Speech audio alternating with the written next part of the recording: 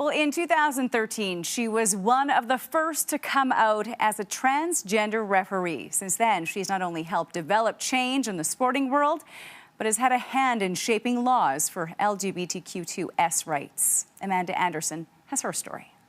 I knew from a very young age, about 4 or 5. Although born a male, Stephanie Shostak has almost always known she was a woman. It was just really hard and difficult because you couldn't really be who you truly were. She says growing up in rural Alberta without resources or supports forced her to live a lie. I basically did what was expected of me, and I finished my education, got a career, ended up falling in love, getting married, raised a family, and suppressed all my feelings. Shostak hit a breaking point in December 2010. I just couldn't take it anymore, and at that point I was ready to come home and just end my life because I just couldn't deal with this anymore. A friend convinced her help was available, and Shostak began her journey to transition. After telling her family, next was her employer, the provincial government. So I spent the next year working with HR on how we can make a plan to make it a successful journey forward for both myself, them, and everyone that I was working around. In August 2013, she took a 2-week vacation, returning to work as Stephanie. There were flowers on my desk and people just welcomed me, and there were no issues. Despite the acceptance at her job, Shostak's next worry was how the volleyball community would react where she was a referee. I thought maybe I'd have to give away my entire career of refereeing that I'd started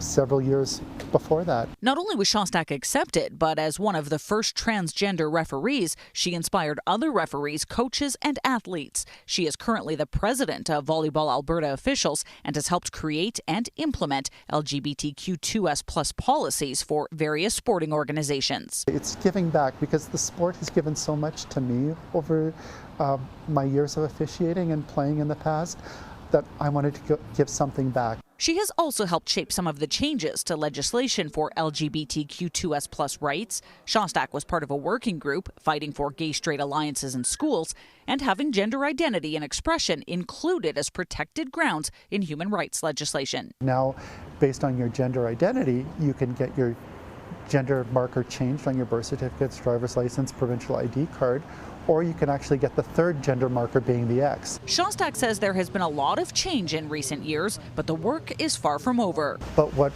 we're still neglecting to see under protected grounds is that 2 key areas, being healthcare and education, are excluded. Her advice for others struggling with their gender identity: you need to be true to yourself. For your own health, physical and mental health, you need to be true to yourself. Amanda Anderson, CTV News, Edmonton.